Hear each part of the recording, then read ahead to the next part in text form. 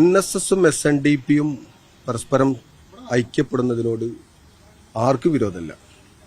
ഞാനതിനെ സംബന്ധിച്ചൊരു അതൃപ്തിയും പറഞ്ഞിട്ടില്ല. സാമുദായിക സൗഹൃദങ്ങളും ഐക്യങ്ങളും ഒക്കെ അനിവാര്യമാണ്.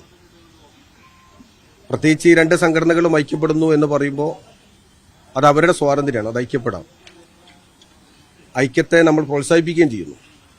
സന്തോഷത്തോടു കൂടിയാണ് അത്തരം നിലപാടുകളെ നമ്മൾ സ്വാഗതം ചെയ്തിട്ടുള്ളത്. പക്ഷെ ആ ഐക്യം അപരമത വിദ്വേഷമാവാൻ പാടില്ല എന്നാണ് പറഞ്ഞത്.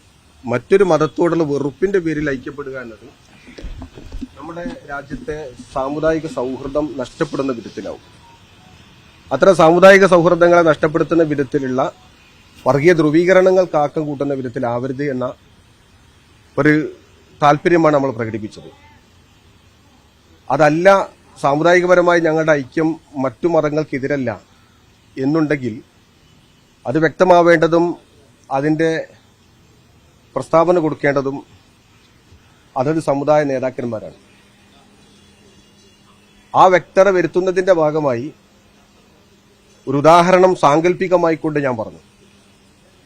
അതൊരു നേതാവിന്റെ സംഘടനയുടെ മറ്റൊരു സംഘടനയുടെ നേതാവിന്റെ മകളെ വിവാഹം ചെയ്തുകൊണ്ട് മാതൃക കാണിക്കണമെന്ന് പറഞ്ഞ പരാമർശം സ്വാഭാവികമായി കൊണ്ടും രണ്ട് വ്യക്തികളിലും അല്ലെങ്കിൽ വിവാഹത്തിലും കേന്ദ്രീകരിക്കുന്ന ഒരു വിഷയമായതുകൊണ്ട് എല്ലാ ഉദാഹരണങ്ങളും സൂട്ടാകുന്നമെന്നില്ല. ഈ ഉദാഹരണം ശരിക്കും യഥാർത്ഥത്തിൽ അവിടെ പറയരുതായിരുന്നു.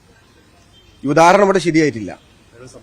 കാരണം ഞാനതിൽ ഖേദം പ്രകടിപ്പിക്കുകയാണ്. രണ്ട് സമുദായത്തോടും രണ്ട് സമുദായത്തിന്റെ നേതാക്കന്മാരോടും ഖേദം പ്രകടിപ്പിക്കുന്നു. കാരണം ആ ഉദാഹരണത്തെക്കാൾ ഉപരി ഈ വിഷയവുമായി ബന്ധപ്പെട്ടുകൊണ്ട് സാമുദായിക സൗഹൃദമാണ്, മറ്റു മതവിരോധമല്ല എന്നത് പ്രകടിപ്പിക്കാൻ മറ്റു പല ഉദാഹരണങ്ങളും ആകാമായിരുന്നു. അതുകൊണ്ട് ആ ഭാഗം ഞാൻ പിൻവലിക്കുകയാണ്. ഞാൻ ആ പറഞ്ഞ സ്റ്റേറ്റ്മെന്റ് പരസ്യമായി കൊണ്ട് തന്നെ ഞാൻ അതിൽ ഖേദം പ്രകടിപ്പിക്കുന്നു. എന്നാൽ ഞാൻ പറഞ്ഞ വാദം, അല്ലെങ്കിൽ ഞാൻ മാത്രമല്ല, കേരളത്തിലെ അനേകം ആളുകൾ ഉയർത്തുന്ന ഒരു വലിയൊരു ആശയം, യഥാർത്ഥത്തിൽ നമ്മുടെ രാജ്യത്ത് പരസ്പരം സൗഹൃദങ്ങൾ ഉണ്ടാകുന്നതിൽ ഉപരി ഐക്യങ്ങളും പരസ്പരമുള്ള ധാരണകളും മറ്റു സമുദായങ്ങളോടുള്ള അനൈക്യമായി മാറുന്ന ഒരു വർഗീയ ധ്രുവീകരണം ഉണ്ടാകുന്ന ഒരവസ്ഥ ഉണ്ടാവരുത് എന്ന് മനസ്സിലാക്കിക്കൊണ്ടാണ് നമ്മൾ ആശങ്ക പ്രകടിപ്പിച്ചത്. ആശങ്ക പ്രകടിപ്പിച്ച സമയത്ത് ഒരു ജാഗ്രതക്കുറവുണ്ടായി എന്നത് ശരിയാണ്. അതുകൊണ്ട് ആ ഭാഗം ഞാൻ പിൻവലിക്കുകയും ഞാൻ ഈ ഭാഗത്ത് ഇതിൽ സാമുദായികപരമായ സൗഹൃദങ്ങൾ NSSും SNDPയും ഉണ്ടാകുന്നത് മറ്റു മതത്തോടുള്ള വിരോധത്തിന്റെ പേരിലാവരുത്, അത് നമ്മുടെ സംസ്ഥാനത്ത് വർഗീയ ധ്രുവീകരണങ്ങൾ ഉണ്ടാക്കുന്നു എന്ന ഒരു പരാമർശത്തിൽ ഞാൻ ഉറച്ചു നിൽക്കുകയും ചെയ്യുന്നു. ഇത്തരം പരാമർശങ്ങളൊക്കെ സ്വാഭാവികമായി കൊണ്ടും ചില പ്രഭാഷകന്മാരും എഴുത്തുകാരൊക്കെ നേരത്തെ തന്നെ ഉയർത്തി കാണിക്കുന്ന ഒരു വിഷയമാണ്. പക്ഷെ എന്നെ സംബന്ധിച്ചിടത്തോളം മാത്രമല്ല, ഒരു സമുദായത്തിലെ ഇത്തരം പരാമർശം മറ്റൊരു സമുദായ വ്യക്തി പറയുക എന്ന് പറയുന്നത് നമ്മുടെ കേരളത്തിന് യോജിച്ചൊരു സാംസ്കാരിക തലമല്ല എന്ന് ഞാൻ തിരിച്ചറിയണം. അതുകൊണ്ട് തന്നെ ഇത്തരം ഒരു പരാമർശത്തിൽ എനിക്ക് രണ്ട് സമുദായത്തോടും സൗഹൃദപരമായ ബന്ധങ്ങൾ നിലനിൽക്കണമെന്ന് ആഗ്രഹിച്ചുകൊണ്ടാണ് ഇത് പറഞ്ഞിട്ടുള്ളത്. ഈ ജമാഅത്ത് ഇസ്ലാമിയുടെ ശൂറ അംഗം കഴിഞ്ഞ ദിവസം പറഞ്ഞു ഇസ്ലാമിക് റിപ്പബ്ലിക് എന്ന ആശയം വീണ്ടും അദ്ദേഹം ഉയർത്തിക്കൊണ്ടുവരികയാണ്. ഈ ഒരു സാഹചര്യത്തിൽ കൂടിയാണ് താങ്കളുടെ ഇത്തരത്തിലുള്ള പ്രതികരണങ്ങൾ കൂടി ചെയ്യുന്നത്. ഇത് വലിയ തരത്തിൽ സമൂഹത്തിൽ വലിയ പ്രശ്നങ്ങൾ ഉണ്ടാക്കുകയും ചെയ്യുന്നുണ്ട് എന്നുള്ളതിനെ കുറിച്ച് പറയാം. അല്ല, ജമാഅത്ത് ഇസ്ലാമി ഉയർത്തിക്കാണിക്കുന്ന ഇസ്ലാമിക് റിപ്പബ്ലിക്കിനോട് സമസ്തക്ക് യോജിപ്പില്ല.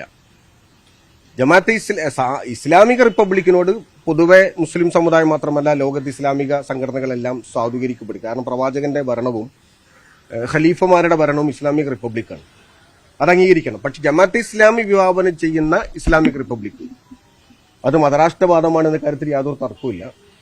അത് സിവിൽ കോഡിൽ മാത്രമല്ല ക്രിമിനൽ കോഡിലുമൊക്കെ ഒരു രാജ്യത്ത് ഇസ്ലാമിക ഭരണം വേണമെന്ന് ഒരിക്കൽ വാദിച്ചവരാണ് ജമാഅത്ത് ഇസ്ലാമി. അതുകൊണ്ട് അവരുടെ മതരാഷ്ട്രവാദവും അല്ലെങ്കിൽ അവരുടെ ഇസ്ലാമിക് റിപ്പബ്ലിക്കും എന്നു വ്യക്തമാക്കേണ്ടത് അവരാണ്. പക്ഷേ ഇസ്ലാമിക റിപ്പബ്ലിക് എന്ന് പറയുന്ന പൊതുവായ നമ്മൾ ഉയർത്തിപ്പിടിക്കുന്ന ഇസ്ലാം ഉയർത്തിപ്പിടിക്കുന്ന ഇസ്ലാമിക ഭരണം അത് ലോകത്ത് മാന്യമാണ്, നീതീകരണമാണ്, മാതൃകാപരമാണ്. അതിനെ നിഷേധിക്കാൻ കഴിയില്ല. ഈ സമസ്ത അധ്യക്ഷനെ ഇടക്കിടക്കൊക്കെ ജിഫ്രിതങ്ങളൊക്കെ പറയാറുള്ളത് നമ്മുടെ മത നേതാക്കളൊക്കെ വാക്കുകൾ സൂക്ഷിച്ച് ഉപയോഗിക്കണം, മറ്റൊരാൾക്ക് പ്രശ്നം ഉണ്ടാകുന്ന തരത്തിൽ വാക്കുകൾ പ്രയോഗിക്കരുത് എന്നാണ്.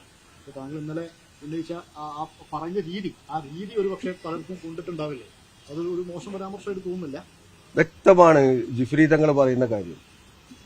പറയുന്ന സമയത്ത് ഒരു വ്യക്തത, മറ്റുള്ളവരെ വേദനിപ്പിക്കരുത് എന്നത് സ്വാഭാവികമാണ്. തങ്ങളുടെ ആ ഭാഗം ഞങ്ങളുടെ നേതാവിന്റെ നിലപാടാണ്, ഞങ്ങളുടെ സംഘടനയുടെ നിലപാടാണ്. അതുകൊണ്ടാണ് ഞാൻ പറഞ്ഞത് ഒരു ജാഗ്രത കുറവ് ഇതിലുണ്ടായി. ഉദാഹരണം പറയാൻ പലതുമുണ്ട്. സാമുദായിക സൗഹൃദങ്ങളും സാമുദായിക ബന്ധങ്ങളും പ്രകടിപ്പിക്കാൻ, അത് മുസ്ലിം വിരോധത്തിന്റെ പേരിലല്ല എന്ന് പ്രകടിപ്പിക്കാൻ ധാരാളം ഉദാഹരണങ്ങൾ ഈ നേതാക്കന്മാർ കാണിക്കാവുന്നതാണ്. അത് രണ്ട് നേതാക്കന്മാരുടെ മക്കൾ തമ്മിലുള്ള വിവാഹമായി കാണിക്കണം എന്ന് പറയുന്നത് അതൊരു യോജിച്ച ഉദാഹരണമായില്ല. എല്ലാ ഉദാഹരണവും എല്ലാ സമയത്തും സൂട്ടാവില്ലല്ലോ. ഇത് ഈ ഉദാഹരണം ഈ ഭാഗത്ത് പറഞ്ഞപ്പോൾ ഇതിൽ സൂട്ടായില്ല, അത്രമാത്രമേ ഉള്ളൂ. അതുകൊണ്ട് ആ ഭാഗം ഞാൻ പിൻവലിക്കുന്നു. പക്ഷെ നിലപാട് മുസ്ലിം വിരുദ്ധതയുടെ പേരിലുള്ള ഒരൈക്യമാകുന്നത് ശരിയായിട്ടില്ല. അത് ഈ വിവാദം വെള്ളാപ്പള്ളി നടേശൻ ഉയർത്തിയത് മുസ്ലിം വെറുപ്പാണ്. അതിന് ഒരു സാമുദായിക സൗഹൃദം ഉണ്ടാവില്ല. ഇപ്പൊ NSSഉം SNDP ഇതിനെ സപ്പോർട്ട് ചെയ്യുന്നു തോന്നില്ല. ഒരുപക്ഷെ അവർ ഐക്യത്തെ പിന്തുണക്കും, ഒരുപക്ഷെ എന്നല്ല എല്ലാവരും പിന്തുണക്കും.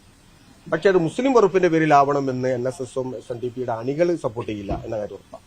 അതേ ഞാൻ പറഞ്ഞിട്ടുള്ളൂ. ഈ വൈകിയ വേളയിൽ ഇപ്പൊ സജി ചെറിയാൻ മാപ്പ് പറഞ്ഞിട്ടുണ്ട് പ്രസ്താവനയിൽ.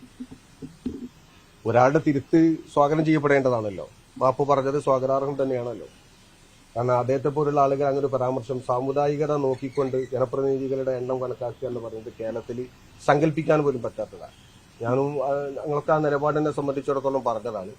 നമ്മുടെ സംസ്ഥാനത്തെ തെരഞ്ഞെടുക്കപ്പെട്ട പ്രതിനിധികൾ ഏത് മതവിശ്വാസികളും അവരാവാം. സാമുദായിക പാർട്ടി എന്നതിൽ മുസ്ലിം ലീഗിനും മതേതര പാർട്ടി ആയ മറ്റു സംഘടനകൾക്കും അവരുടെ മത താല്പര്യങ്ങളും മതവിശ്വാസികളുടെ അണികളുടെയും നിലപാടും അനുസരിച്ചുകൊണ്ട് അവരുടെ സ്ഥാനാർത്ഥികളെ നിർത്തുന്നതിന് യാതൊരു തെറ്റില്ല.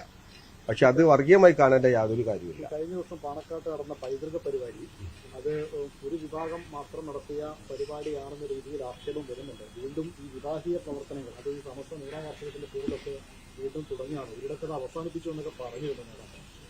അല്ല, സമസ്തയുടെ നേതൃത്വത്തിന്റെ നിലപാട് പറയേണ്ടത് ഞാനല്ല. ഞാൻ ആ സമ്മേളനത്തിൽ ക്ഷണിതാവാണ്. ഞാനിവിടെ പ്രസംഗിച്ചത്. എന്നെ ക്ഷണിച്ചത് സംസ്ഥയുടെ ഉത്തരവാദിത്തപ്പെട്ട സ്ഥാനത്തിരിക്കുന്ന മലപ്പുറം ജില്ലയുടെ സാരഥികളാണ്. അവർ ആ സ്ഥാനത്തിരുന്നു കൊണ്ടാണ് എന്നെ വിളിച്ചത്. അതുകൊണ്ട് ഞാൻ പങ്കെടുത്തു. പക്ഷെ അത് വിഭാഗീയതയാണോ, മറ്റു സംഘടനകൾ നടത്തുന്നത് വിഭാഗീയതയാണോ എന്ന് പറയേണ്ടത് ഞാനല്ല. അവർ ഉത്തരവാദിത്തപ്പെട്ട നേതൃത്വമുണ്ട്, അതവർ പറയണം. ഇപ്പോഴും ഒരുമിച്ചൊരു വേദിയിൽ ഇരിക്കാൻ പറ്റുന്ന വണ്ണം ഈ പ്രശ്നം പരിഹരിച്ചിട്ടില്ല എന്ന് തന്നെയാണ്. ഒരു വേദിയിലിരിക്കുന്നതിന് എന്താ തടസ്സം? ഞങ്ങളൊക്കെ എല്ലാ കാര്യങ്ങളിലും എല്ലാ സംഘടനകളെയും ഒരുമിച്ചിരിക്കുന്നുണ്ടല്ലോ. നിലപാടുകളുണ്ട്. രണ്ട് പരിപാടിയില്ല, ഒരു പരിപാടിയുള്ളൂ. പൈതൃക സമ്മേളനം ഒന്നേ ഉണ്ടായിട്ടുള്ളൂ, രണ്ട് സമ്മേളനം ഉണ്ടായിട്ടില്ല. നേരത്തെ തങ്ങളുടെ യാത്ര നടന്ന സമയത്തൊക്കെ അതിൽ പാണക്കാട്ട് നിന്ന് കുടി കൈമാറിയില്ല തുടങ്ങിയ വിവാദങ്ങൾ ഉണ്ടായിരുന്നു. അതൊരു വിഭാഗം മാത്രം നടത്തുന്ന പരിപാടിയാണെന്ന് പറഞ്ഞിരുന്നു. അതിന് ആ ഒരു പ്രശ്നം തീർക്കാനാണോ ഇപ്പൊ ഇന്നലെ ഒരു പൈതൃക പരിപാടി വേറെ സെപ്പറേറ്റ് നടത്തുന്നത്? അല്ല, അതിന്റെ വ്യക്തത, കൊടികൈമാറ്റുമായി ബന്ധപ്പെട്ട വ്യക്തത ജിഫ്രി തങ്ങൾ പറഞ്ഞിട്ടുണ്ട്. അതുപോലെ തന്നെ സമസ്തയുടെ മറ്റു നേതാക്കന്മാരും പറഞ്ഞിട്ടുണ്ട്. അതുമായി ഇതിനെ ബന്ധിപ്പിക്കേണ്ട കാര്യമില്ല. സമസ്തയുടെ 100ാം വാർഷിക സമ്മേളനത്തിന്റെ പ്രചരണത്തിന്റെ ഭാഗമായി മലപ്പുറം ജില്ല SYS നടത്തിയ സമ്മേളനമാണ് പൈതൃക സമ്മേളനം.